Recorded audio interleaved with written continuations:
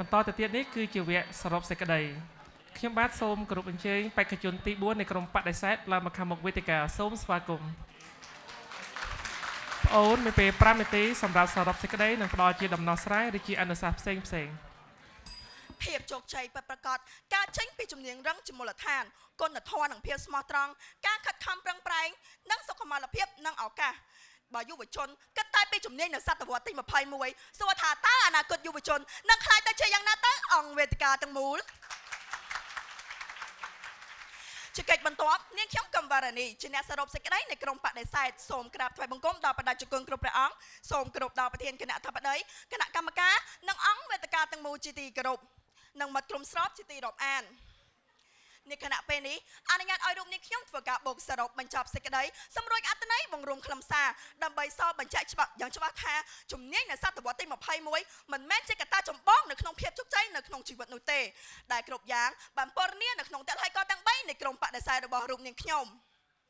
តលហេកទី1យុវជនត្រូវមានជំនាញរឹងជាជំនាញគោលនៅក្នុងការប្រកួតប្រជែងទីផ្សារការងារនាពេលបច្ចុប្បន្នអ្នកដែលទទួលបាននូវឱកាសការងារមិនមែនដោយសារតែពួកគេមាននូវជំនាញសតវត្សទី21នោះទេប៉ុន្តែដោយសារតែពួកគេមាននូវជំនាញមួយយ៉ាងជាក់លាក់ដែលអាចវាស់វែងបាននិងអាចអនុវត្តបានហើយជំនាញទាំងអស់នោះមានដូចជាការសរសេរកូដកម្មវិធីការវះកាត់ព្យាបាលអ្នកជំងឺមេធាវីនិងវិជ្ជាជីវៈផ្សេងទៀតដែលវិជ្ជាជីវៈទាំងអស់នោះត្រូវការសិក្សាការបណ្ដុះបណ្ដាលនិងការអនុវត្តជាបន្តបន្ទាប់ហើយលើសពីនេះទៅទៀតជំនាញរឹងគឺជាជំនាញដែលជាមូលដ្ឋានក្នុងការអភិវឌ្ឍជំនាញផ្សេងទៀតនៅពេលដែលយុវជនមាននូវជំនាញរឹងយ៉ាងរឹងមាំពួកគេអាចបន្ថែមនូវជំនាញទន់ដូចជាភាពជាអ្នកដឹកនាំការធ្វើការងារជាក្រុមនិងអាចដោះស្រាយបញ្ហាបានយ៉ាងមានប្រសិទ្ធភាពបើគ្មាននៅជំនាញរឹងនោះទេ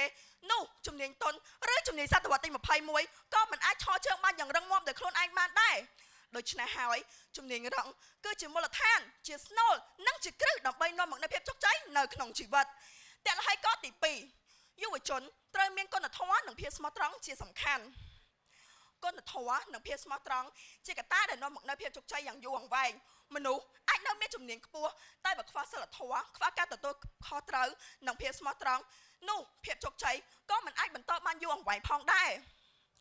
នៅក្នុងសង្គមនិងទីផ្សារការងារនាពេលបច្ចុប្បន្នអ្នកដែលទទួលបាននូវឱកាសបន្តគឺជាអ្នកដែលមានទាំងសមត្ថភាពនិងភាពស្មោះត្រង់ហើយលើសពីនេះទៅទៀតការខិតខំប្រឹងប្រែងក៏សំខាន់ផងដែរមិនមែនបុគ្គលគ្រប់រូបដែលជោគជ័យសុទ្ធតែមាននូវជំនាញសតវត្សទី21នោះទេប៉ុន្តែពួកគេគឺជាមនុស្សដែលមិនបោះបង់នៅពេលដែលបរាជ័យពួកគេចាប់ផ្ដើមឡើងវិញម្ដងទៀតហើយពេលដែលជួបបញ្ហាពួកគេរៀនពីបញ្ហាទាំងអស់នោះដូច្នេះហើយភាពជោគជ័យមិនអាស្រ័យទៅលើជំនាញនៅសតវត្សទី21នោះទេប៉ុន្តែវាអាស្រ័យទៅលើគុណតម្លៃខាងក្នុងដែលជាមូលដ្ឋានយ៉ាងសំខាន់នាំមកនូវភាពជោគជ័យយ៉ាងពិតប្រាកដតលហេកទី3សុខុមាលភាពនិងឱកាសសុខុមាលភាពនិងឱកាសក្នុងការចូលរួមជាកត្តាដែលមិនអាចមើលរំលងបានយើងដឹងហើយថាសុខភាពគឺជាទ្រព្យរបស់បុគ្គលគ្រប់រូបយុវជនដែលមានសុខភាពល្អអាចពួកគេអាចមានឱកាសអភិវឌ្ឍខ្លួនឯងបានយ៉ាងមានសក្តានុពលហើយអាចបង្ហាញនូវសមត្ថភាពរបស់ខ្លួនឯងបានយ៉ាងពេញលេញហើយបើគ្មានឱកាសឬខ្វះសុខភាពល្អទោះបីមាននៅជំនាញសតវត្សទី21ក៏មិនអាចធានាថានឹងទទួលបានភាពជោគជ័យផងដែរណាមិត្តម្យ៉ាងវិញទៀតនៅពេលដែលយើងគ្មាននៅសុខភាពល្អទេសួរថាតើយើងអាចទៅប្រកបការងារអ្វីបានជោគជ័យទៅមិត្តក្រុមស្របដូច្នេះហើយទើបសុខុមាលភាពនិងការខិតខំប្រឹងប្រែងគួរណាស់តែដើរទន្ទឹមគ្នាដូច្នេះហើយទើបយើងអាចនាំមកនូវភាពជោគជ័យយ៉ាងពិតប្រាកដ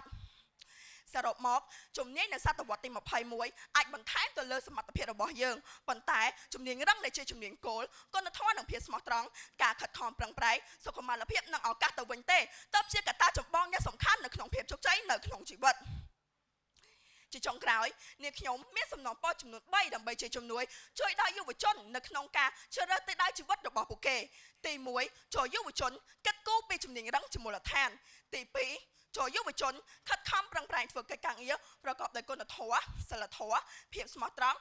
ហើយនិងសុចរិតភាព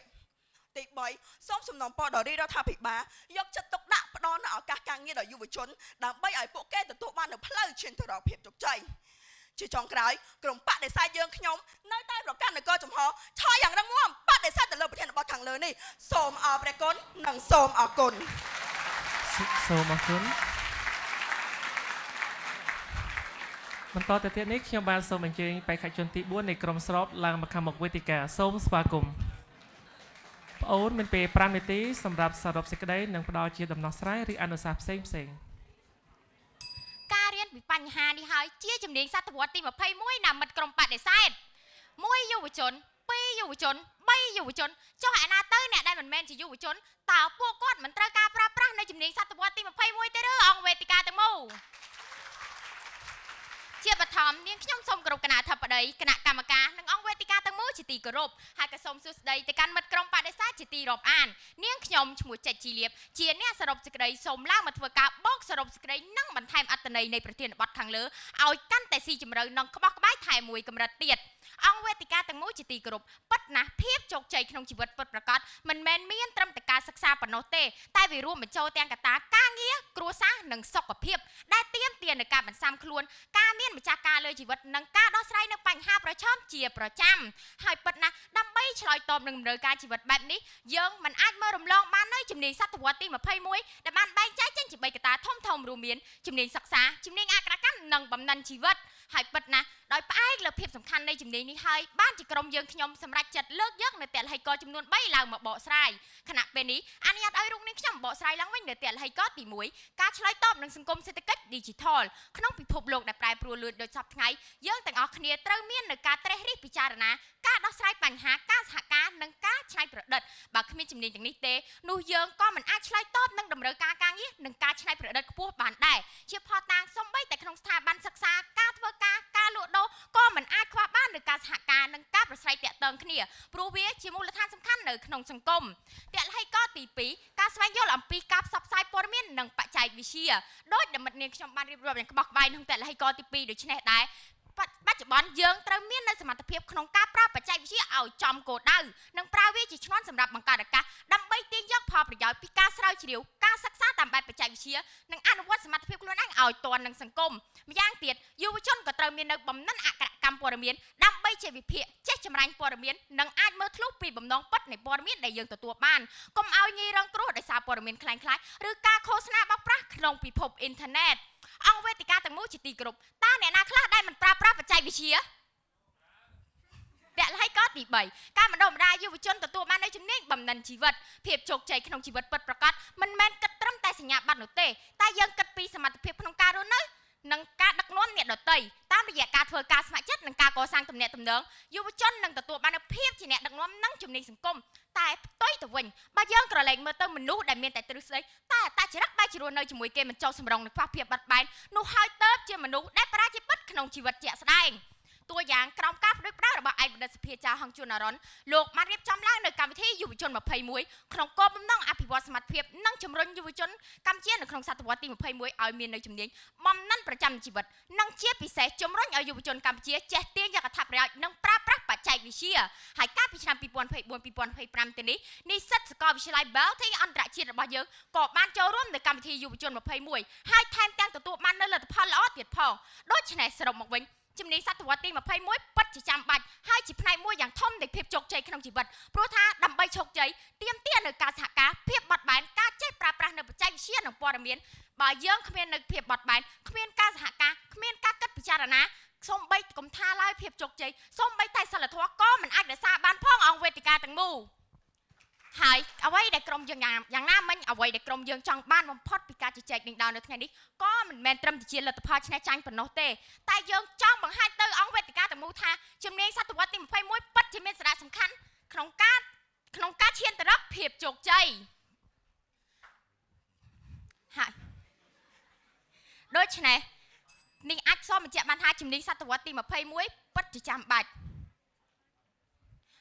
ហើយសំបីតែទន្ទឹមនឹងនេះផងដែរដោយដែលនាងខ្ញុំបានលើកឡើងខាងលើមិនមែនត្រឹមតែយុវជនទេដែលត្រូវការជំនាញសតវត្សទី21សំបីតែសម្ដេចឯកឧត្តមលោកជំទាវដែលជាថ្នាក់ដឹកនាំក៏ដូចជាបងប្អូនប្រជាពលរដ្ឋគ្រប់រូបក៏សិតសឹងតែត្រូវការជាចាំបាច់នៅជំនាញសតវត្សទី21ដើម្បីអនុវត្តក្នុងកិច្ចការដឹកនាំក្នុងនិងបំពេញនៅកាតព្វកិច្ចរៀងខ្លួនជាក់ស្ដែងសូម្បីតែឯកឧត្តមបណ្ឌិតលីឆេងក៏បានប្រើប្រាស់នៅជំនាញសតវត្សទី21នេះផងដែរ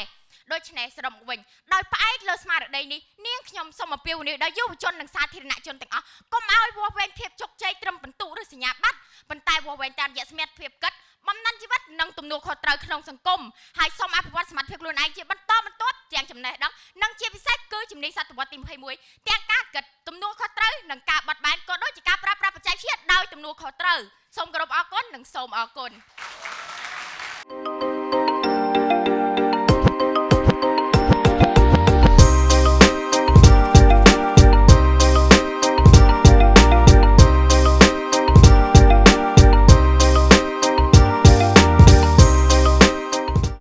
Belty International University, the future of global leaders.